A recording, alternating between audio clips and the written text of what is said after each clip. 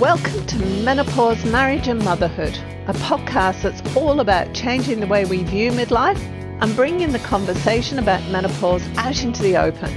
Each week we share stories, experiences and inspiration.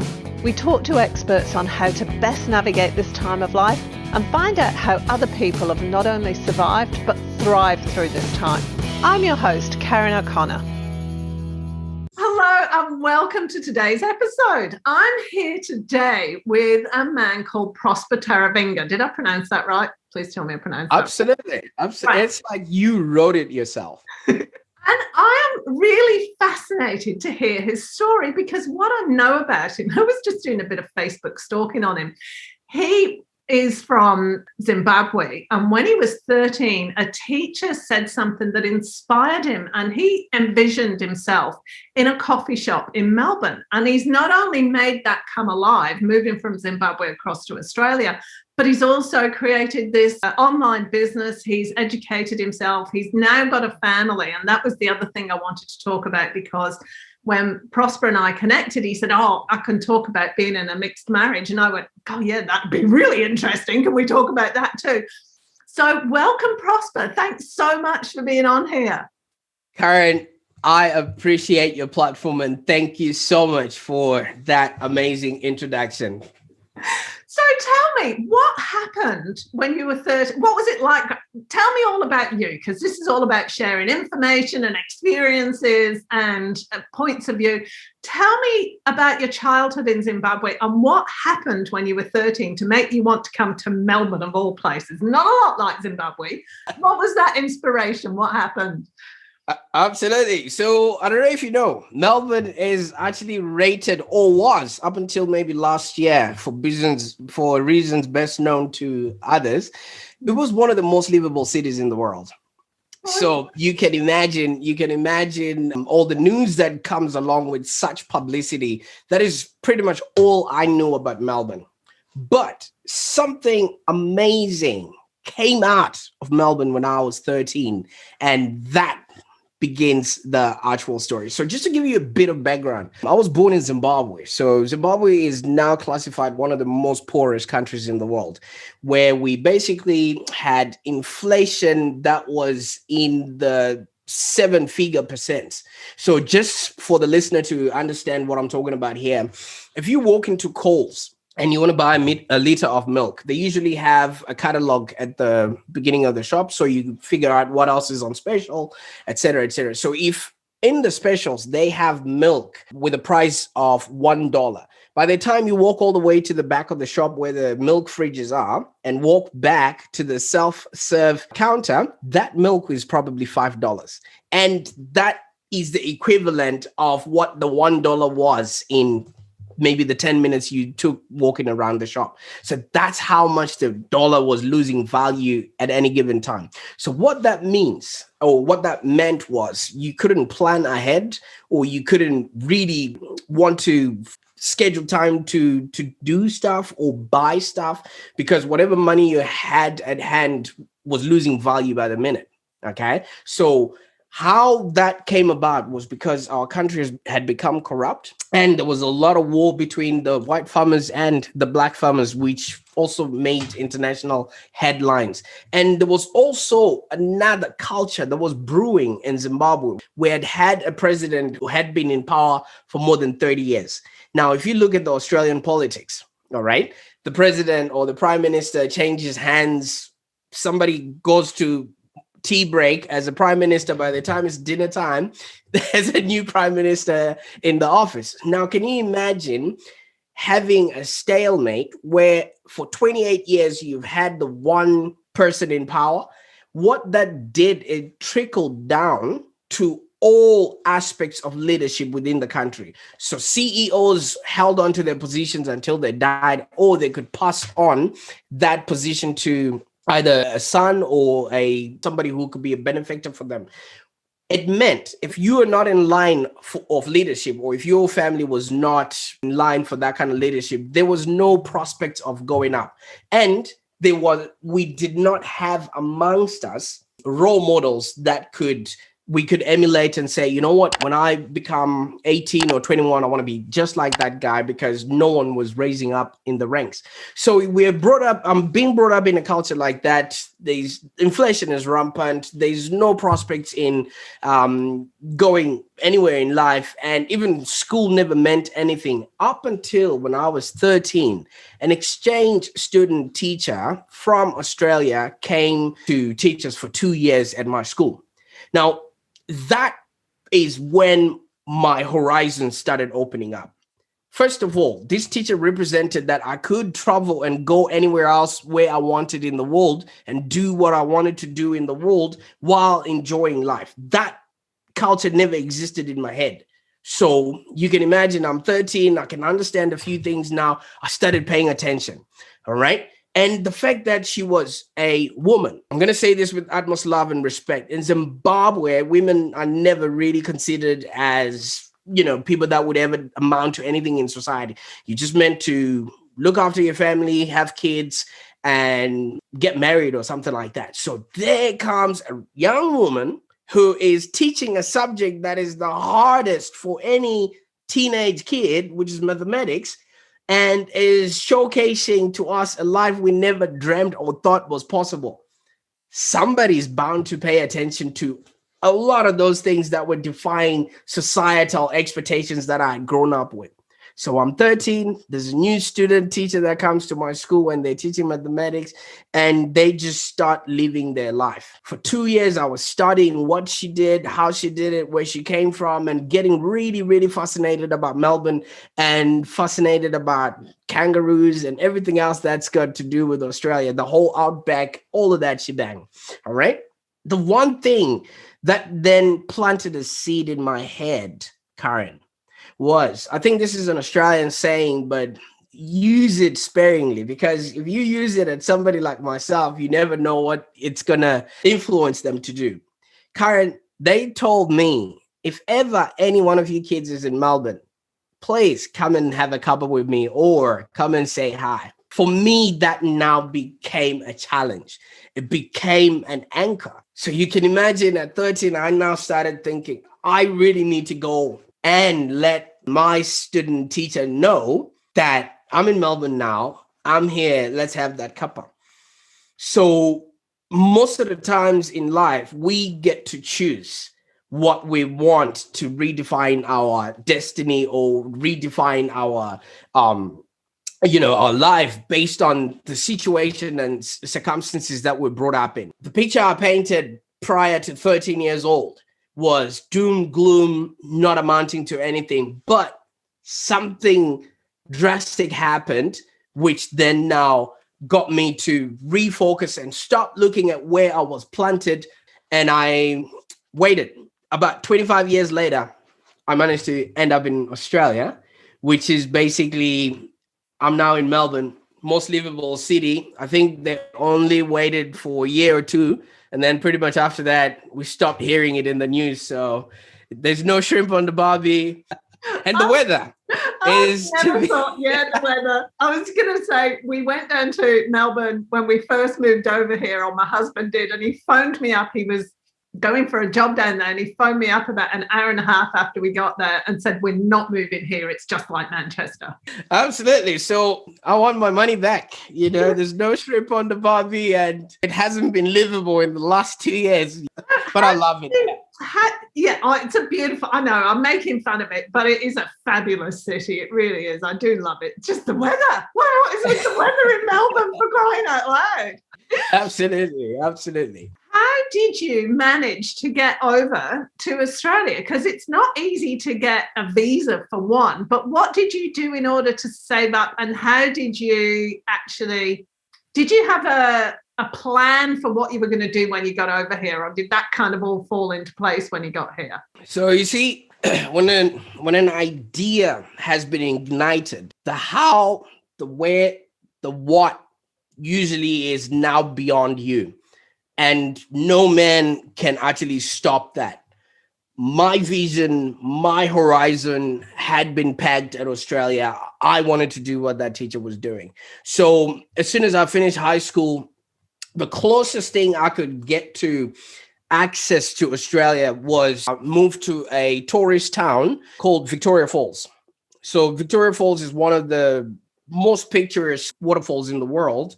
I hope it still is.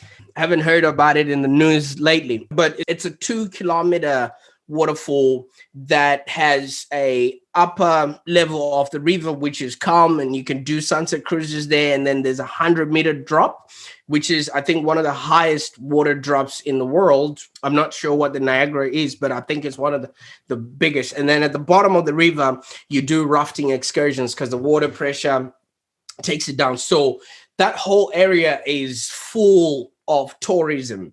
So people from all over the world come spend time there, and I got to learn about that. So I moved myself to that city, and in my mind, I was thinking, if all these people can travel and come, I can learn from them and I can get access to what they know. And the more I know that, the more it would propel my journey to the destination. When we were growing up, not a lot of people were going overseas because it was unheard of. And you asked about the visa. So coming from a country like Zimbabwe, where I think we were part of the Commonwealth, but we're not anymore because of sanctions, you had to produce enough finances in your bank account that was equivalent to, I think, $90 a day for 90 days. And you can imagine we're working in an area where we're earning about $230 every single month. So I had to work, and that 230, that's my food, my board, my livelihood. And we also have something that's called black tax in our culture, that if you have succeeded in life, you got to look after, you got to send the elevator down for your siblings and cousins and extended family. So from that $230, that needed to happen. And on top of that, save enough to get on a flight and also match the 90 by 90 equivalent of the money that the immigration wanted to cite. So that took me about 6 years to come up with. In the process, I was, working within the tourism industry. I think I was doing 2 or 3 jobs up until I started a business where I was doing cruises above the Zambezi River. That was my first taste of entrepreneurship. It did come with its own problems because the insurances were too big. You're taking people where there's hippos, where there's crocodiles. You got to make sure that you're insured to the teeth. So all the profits that we were making were just paying for insurance, and we were trying to brand, but that didn't go very far. And I soon gave up that opportunity because there was not a lot of traffic of tourism that was coming in lately. So that didn't work. So I moved to a country called Malawi, which is also another poor country, but I was working for a telecommunications company there. I'd sort of given up hope on the whole Australian dream, but for some weird reason, the team and the people that I started working with in Malawi had a sister company in Singapore, which is the same owner of Optus. So I was working for that same company, and there was a new technology that came up, which is called WiMAX technology. All right. So for us to be able to install it amongst the people in Malawi, we had to learn about it. So I was flown to Singapore, and something else happened when I was in Singapore. We met our Australian counterparts there. That reignited the whole spark. They were talking about everything else that they're doing and how vast and nice Australia was. And I was like, nah, guys, I think my vision now is to work towards that. So 2009, that's when I was in Singapore for about 3 months. And 2011, I found myself at Melbourne International Airport with a backpack full of nothing but hopes and dreams. And I was like, I'm here. Let's make it happen. So when you got here, was your intention, were you going to work for the same company, or did you just have no idea what you were going to do? Well, prospects were that I was going to work for the same company, but the opportunity that I got was to work on the phones. So I didn't like that at all. And obviously, when you come to Australia, whatever qualifications you might have from back home do not equate. You have to do a whole lot of jumping hoops in order to get as much. I've got a statement that you got to work twice as hard to get half of what anybody would have been bought brought up in Australia to get, which is a-okay because it pushes us to want more, be more, and aspire for more. So I then started working in a restaurant because that was easy. My English was good, and that was real quick money because I was quickly running out of cash. As you know, you arrive at a place, you're gonna need to get a place to stay, you're gonna need to get acquainted, etc., etc. So you always gotta need cash flow. And yeah, one of the jobs that I did was work in a restaurant. And when I got there, and your podcast is all about relationships and everything else, human beings are societal beings. So naturally, when you are around people, you want to connect, you want to relate to other people. That's how we thrive.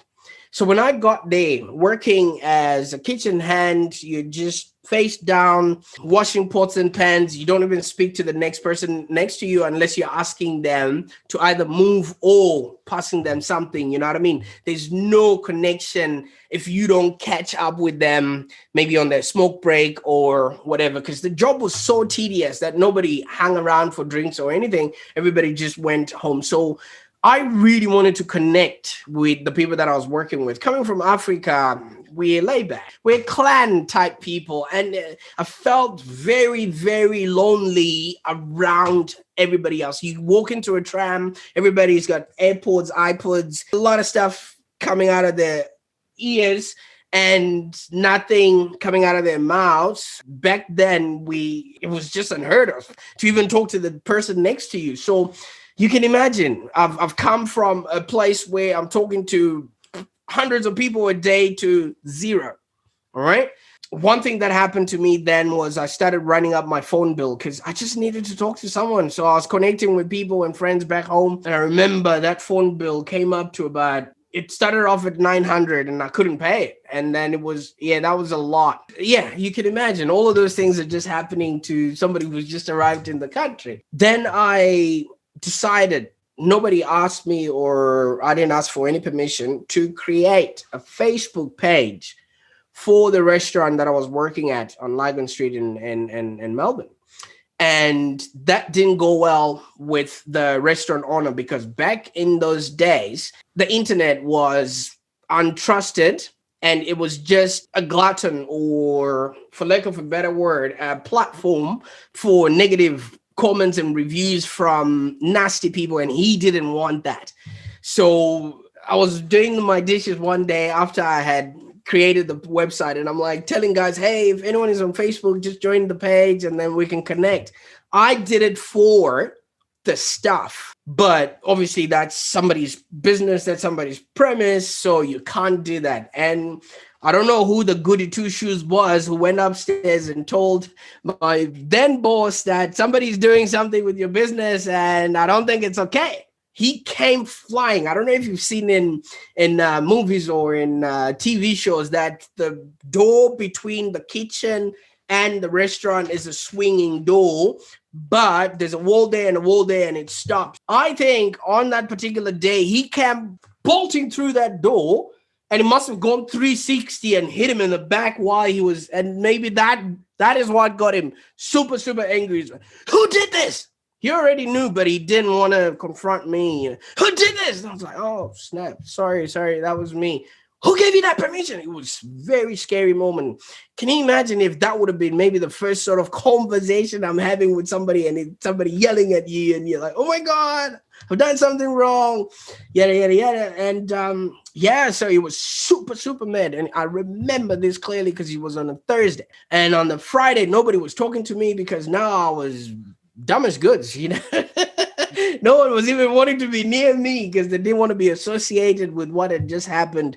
And I don't think anybody had ever seen my boss that angry. He's like, take it down. Don't do this thing. This is my business. We've had this restaurant for over 50 years and we've got ways of doing things around here. So there I am. I'm just really, really sad, sorry, and helpless. And on Friday, went to work and I just couldn't work.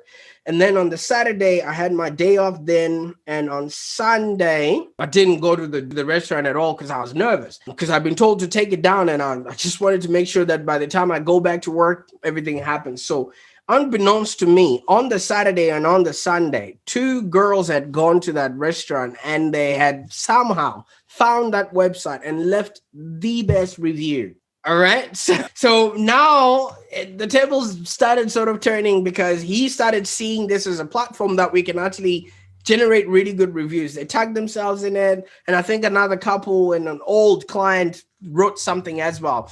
And that now became one of the best things that have ever happened to my entire life. Because on the Tuesday that I then came to work, because restaurants, for some weird reasons, don't open on Mondays. Some restaurants don't open on Mondays. On the Tuesday I came back to work, I was then asked to stop what I was doing and go upstairs and do the internet. So that now meant I was now in charge of looking after the social media for that restaurant. So you can't connect the dots looking forward. You can only connect the dots looking backwards. I literally created my own job because that client up until last year was still my client. And I've kept them and I've been doing stuff with them. And we've also started a whole influencer marketing campaign for them where we're bringing in celebrities, we're bringing in models, and that's another story of how I then really, really started escalating in the modeling scene in Melbourne. And now my kids are doing it as well. So that's another thing. So yeah, so I started doing the internet and that marked how I then started developing my digital agency because he now wanted me to look after that and got a lot of success because back then not a lot of people had Facebook pages. So if you'd go on Facebook, you'd see all the content on the internet and basically people were now just liking, commenting, oh my God, we went, people would write, we had our engagement party there, the best place, best food, best Italian food, etc., etc. Even if you look at it right now, they have over 3,000 or 4,000 reviews just from people. And they've only just started changing the logos and the photos from what I created. So it is something that is really, really remarkable moving forward. So yeah, I landed in Australia, started working in a restaurant, did the worst thing that became the best thing for me. And so you were saying moving forward, you started becoming involved in the modeling industry. How on earth did that happen? That's not much of a connection. Zimbabwe to a restaurant in Melbourne to modeling. What happened there? If you look up on the internet, I think there's an article about me from the Daily News that has actually said I became one of the fastest growing, most recognized faces in the Melbourne modeling industry. All right. So what then started happening is I now created a scenario where we now needed to have famous people. And I think I would like to say, I don't know if other people were doing it. That is when influencer marketing was actually getting started within Australia, and people didn't quite maybe have a name for it or didn't know what it was. I mean, stuff like that was happening already. It was called hero worship, where you'd have celebrities and models and people that would endorse a product. Not Sally or Jane from down the block who've got 25 followers on Instagram. So I started looking for those local people that had some bit of a following and started inviting them for either a free meal in exchange of photos. So we wanted to make the restaurant look like it's an upper class go-to place where socialites go to. And that was an idea that I had coming from my cruising days when I was doing my cruises in Zimbabwe, because we were trying to bring older and well-known people to be seen as if they're patronizing my business. So Melbourne is awash with footballers, and I started connecting with footballers, even in one of the shows with Real Housewives of Melbourne. And I even then went on and got one of their first season ladies, obviously for non-disclosure agreements. I'm not going to mention the name, but we launched her yoga clothing label based on that alone. So basically what I started doing was started inviting all these celebrity people and wanted to exchange. It's called time for print. So they get a free meal or something like that in exchange. We use their photos in our marketing. So a lot of models started hearing wind of that. And I now had a backlog of people that wanted to come in and do that contra arrangement. I then noticed that not a lot of people are doing that sort of format. And the models I was asking, how do you get other jobs, et cetera, et cetera? Where else do you work? Because that now started piquing my interest. I realized there was not a lot of platforms there were agencies, but some models could not afford to maintain a profile within an agency. So I went on, started investigating how I could be a part of what they were doing because it was fun. It was interesting. And, getting connected with all those people, another passion of mine sprung up. When I met the teacher, she was talking about Neighbours a lot because it was the biggest export of Australia by that time. And when I started asking a lot of questions, I actually realized you can go and become an extra on Neighbours. So I went in, I did the thing, signed the forms, and I think I'm on 14 different episodes of Neighbours. So that now created a whole new, wait a minute, I could do this. And started really, really crafting relationships with agencies, crafting relationships with other models, crafting relationships with people that were, socialites of the town. Now, I'm no longer that kid you never knew. I'm now being invited to parties. I'm now being invited to all these other activities because I had something to offer. Now, this is something that I actually learned. You might think that the world or everybody else is ignoring you, but people pay attention or people give value in direct proportion to the value you're giving back to them. When I first came, I was complaining that nobody's talking to me, nobody's checking me out or, acknowledging me because I was not giving anything. Now that I had started connecting other people that never knew they could be connected, being invited to all these people and bringing my crew and their crew meeting and people getting jobs out of that, et cetera, et cetera. A lot of people started asking me if I could help them get jobs. And I didn't want to say no because I was enjoying that. We then went on and created a company called Iconic Image Group, where I partnered with photographers and models, and we were doing photos for them and trying to find brands that were looking for free exposure so that we would connect all of those people. So I would send a team of photographers to go take photos of an upcoming clothing brand and send them models. Each and everyone was benefiting from that, and it was all for free. So that really, really grew into something big up until, like I said, I started attracting clients like Housewives of Melbourne, and we've done stuff with Maya. I've even done a few contra things with David Johns because David Johns has companies bringing in their merchandise, and we had a company that had their merchandise in Davy Jones. So all of these things just started happening only because I realized that now I have an opportunity to never be alone again. So let me bring in all the people, relationships, connections that I find from wherever I go together, and I become the linchpin so that nobody ignores me. So that basically now just moved into working with a lot of brands. And I then realized from then on that, yes, we are creating this content for them, but no one is amplifying that content. No one is marketing those messages out there. And I started providing social media services, and then started providing search engine optimization services. And I started providing all these marketing services for these brands. So all of these things I have created for myself, grow, just moving up only because I did not want to be ignored. Can I just ask you on a bit of an aside here? Did you ever have that cup of coffee with your teacher? It happened. It happened. So while I was now doing all of these things, I thought back to myself again. I'm like, wait a minute, Prosper, this is not just your own doing. Somebody helped you out, sparked this theory and idea in your head. For some weird reason, the whole wanting to give back gratitude and just to say thank you started brewing inside of me now. All right. Because I was now having a lot of people coming back to me saying, oh, because of you, I did not give up. And I was like, wait a minute. I think there's somebody who needs to hear that. So I started searching.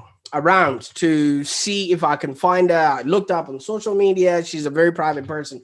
I looked up everywhere else, and I caught the attention of the local police in Richmond. Yes, because I went there and I was like, yeah, if there's somebody that I'm looking for, something like that. So they also had to investigate me. I mean, I always joke about that, and I say when I walked in there, they're like, while you're here, you do fit a description, So, so I went in, and then we just started talking, and they were like, yeah, leave it with us. We will find out. I mean, obviously, it's not a criminal thing. It's something like that. So while I was walking the day when I was going to find out if they've gotten anything for me, I came across the publicity arm of the police, and they were like, you've got a really good thing that maybe if we find this teacher, this could be a good story. I mean, the police just doesn't want to be associated with bad stuff. Oh yeah, we caught the robbers, we caught the druggies. They also want feel-good stories. And for some weird reason, right about that time, Carl Stefanovich, presenter at Channel 9, had a show that was called This Time Next Year, which basically was taking people on a challenge that they would complete and achieve something within 365 days or a year. And I felt like, well, this could be good, but also I didn't know if she wanted to maintain her privacy, et cetera, et cetera. But I was so drunk with the publicity that I was now getting that for me, that was not like, you know what?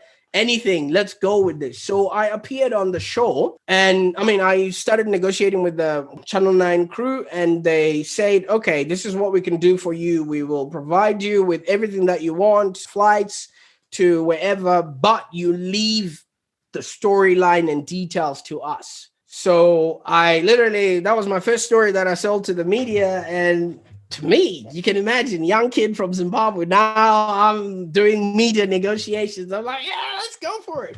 So flights, hotels, everything else was looked after. And they connected me with my teacher. She's teaching Aboriginal kids in the Northern Territory there. So all the flights to go there, all the camera crew, felt like a celebrity, showing up to her. And we met for the first time in front of a TV camera crew. We met, she showed me photos and everything else. We cried, we had the coffee. So for me, it was now a whole journey that was unfolding in ways that I never dreamt of. And I have now pledged to her and to everybody else that has watched my story and watched my evolution, that I now want to represent an idea that each and every one of us can be, do, and have whatever they want. No matter where you are, no matter who you are, no matter where you're coming from, where you are is temporary. If you really, really look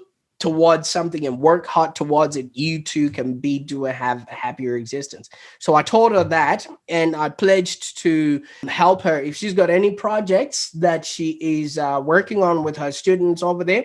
So, I mean, obviously this is a public platform. I'm not going to disclose what we're doing, but yeah, we are helping out a few other kids from back home realize their goals. So it's not necessarily about coming to Australia. Some kid might want to be a pilot. Some kid might want to be a doctor, a lawyer, a nurse, or whatever it is. We're just putting them not through formal education, but through a mindset and everything else to really realize that what they see in front of them is just a stepping stone towards being, doing, and having a better existence. So yes, I did go and have a coffee with her, and now we're semi-business partners in the foundation that we have created together. So what I want to say, and what I want maybe you to realize right now, is yes, we might be talking about this on a podcast, but you never know who you're influencing. You never know who's going to come across the work that you're doing. Talk to me. Going back to when you went to the police station and they said you look like someone who could be of interest to us. How has being African in Australia impacted you? Has it impacted you at all? Absolutely. So, and that's a really, really good question in light of, all the Me Too, Black Lives Matter movements that are happening in life. And I'm going to say this out of love and respect. People will value you in direct proportion to the value that you bring to them at that particular time. That's one thing that a lot of people don't quite realize, because at any given moment, people have 7 values. I think that's according to DiMartini. You've got your spiritual mission, you've got your relationship mission, you've got your vocation mission, you've got your financial mission that you've got to fulfill into the world and bring value to the marketplace. You've got your societal obligations, and you've got your relationships that you've got to give to whoever is around you. And then you have a mindset. So when people approach this aspect of race, they are generalizing a lot of things. You could be the best bus driver and people depend on you, but you could be the worst human being who buys a coffee. And you would think just because of what happened to you at that particular instance, automatically your whole life is painted by that one occurrence. So if people really peel the onion, all right, and shed a bit of tears whenever that happens, you should just look at what aspect am I approaching this scenario? Because if they want a brain surgeon at that particular instance, and you just so happen to be a good teacher, you are not needed in that room. All right. So if they want a pilot and you're a very good world-renowned husband, you are not needed in the cockpit. So when people then start generalizing based on one particular situation around an event that has happened, and they then morph it into one box of race, that's when we're losing it and we're missing the whole big picture. Who are you and what are you bringing to the table in that instant? So when I came to Australia, like I would have thought, I'm arriving. And there's one thing that doesn't, maybe if this is going to be a video that the audience is not going to know. I had really long hair, and that long hair made me feel like a lion. I thought I had a mane. So dreadlocks, you can just imagine I was obnoxious and I thought I was God's gift. All right. So everywhere I was going, all right, I was meeting and encountering confrontation. But that was not their problem. That was my problem, because I was expecting every person to treat me with the respect of my mother. And that's never going to happen. So I would walk up to a restaurant and look around and think that if people don't show up in 2 seconds and offer me a table, they're racist. If I would walk to a football stadium and people would just look at me funny or clutch their purses, I just automatically think they're racist. But they do that to everyone. I've seen that. It's a natural reaction. So you need to really figure out who you are and what you're bringing to the table. And is that table where you are at that particular moment? So if somebody doesn't respond to you in a good way, maybe you're sitting at the wrong table for who you think you are. So it's something that a lot of people don't understand, and I'm not going to be the person to preach and teach around that. But what I've done is I've taught myself to be the best version of who I can be at any given moment and create rapport with anyone within 2 seconds of meeting them. If people see us right now, Karen, they'll think we've known each other forever. We only just knew each other at the beginning of this podcast, didn't we? So that's exactly how I've just learned to operate. And through that, I've created relationships with people that are well known within this whole industry. I'm on first name basis with some radio DJs, and I've done radio skits, and I'm just one of those people that when I show up to a place, I make sure everybody feels good about themselves. It's not about me. It's not about my ego. And that's the sort of message that I want to impart on my 2 beautiful girls. Now, the 2-year-old is a little bit confused right now. She doesn't know whether to speak Zimbabwean or to speak Italian because her mom is Italian. So we now have a blended, blended in terms of racial blended, not blended as in people that have come to meet together. So my wife is Caucasian and I'm African.